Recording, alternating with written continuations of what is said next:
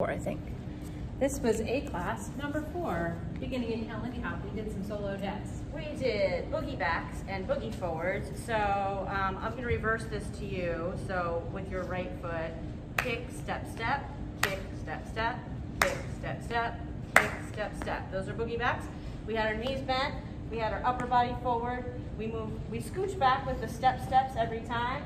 8 and 1, 2 and 3, 4 and 5, 6 and 7.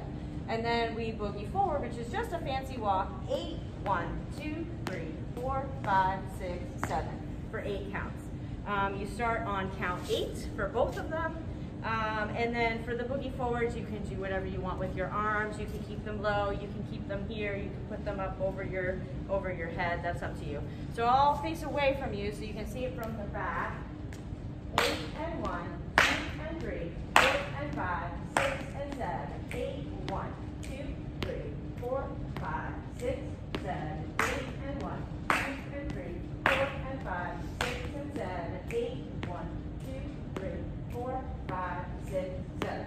This came right after the lock turn, which ends on count 7, and then you start this on count 8, so there's no break in between.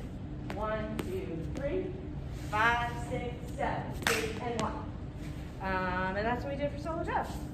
Then we finally got into swing outs tonight. We talked about how swing outs are kind of the basis for Lindy Hop. It's kind of the fundamental move in Lindy Hop or swing dancing, and we did a bunch of exercises and footwork to get us this place, different movements to help us get to this place. So after reviewing a bunch of things that we've been doing the first 3 weeks, we went into swing outs. So maybe from the side, we'll do it a few different directions. Swing outs look like this.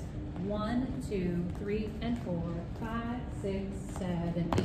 Talked about how it's the same as the lead going in front, that movement we've been doing, same to count 4.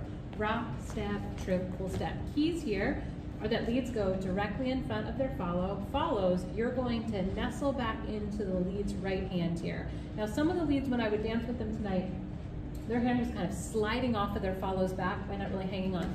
Follows have this very convenient side muscle on the side of their back that you can just sort of put your hand on that, and that's going to be something that you can connect with.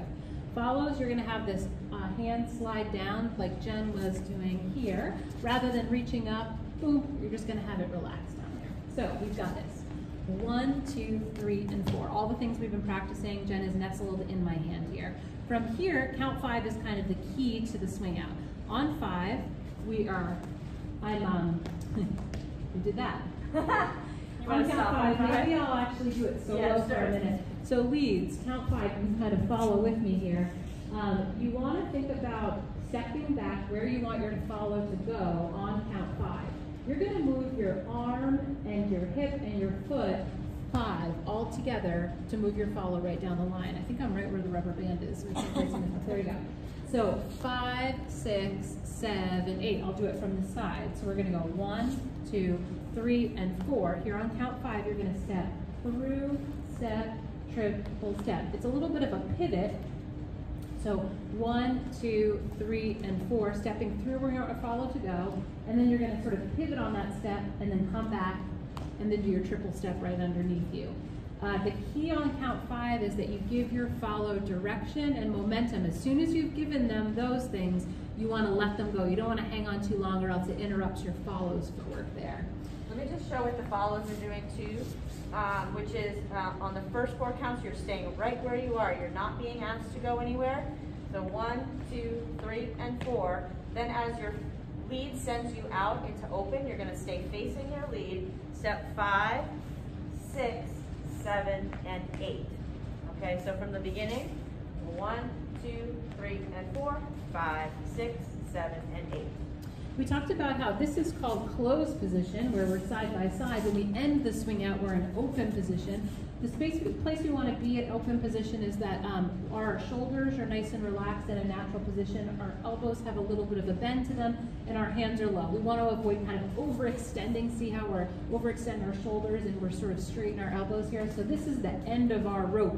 When we get in open position, we're going to stop here. And we're going to try to stay pretty square to our partner versus ending being kind of open like this. We're going to avoid that for now, just kind of staying square. Let's do the swing out from a few different directions. We'll try it this way. So we've got 1, 2, 3, and 4, 5, 6, 7, 8. Maybe we'll swing out towards the camera. 1, 2, 3, and 4, 5, 6, 7, 8, and away from, yep. 1, 2, 3, 4, 5, 6, 7, 8. We didn't show you how to get back into closed position, bring your partner back in. So tonight we just practiced all the different movements you learned in classes 1, 2, and 3, and then also the swing out, and then we would just kind of reset with our partner and try it again. Any other things to add to that? There's a lot more, but we don't want your brains to explode right now. So the swing out we talked about today, it's so fundamental to Lindy Hop and swing dancing, and we work on swing outs a lot. Even people who've been dancing for years, they continue to make their swing outs feel better. So don't get frustrated, you just started learning this, and we're gonna dive into it more next week to make it feel a little better. But if you can practice some of those fundamentals we talked about, you'll be in good shape next week. That's it. Nice job tonight, you guys. See you next week.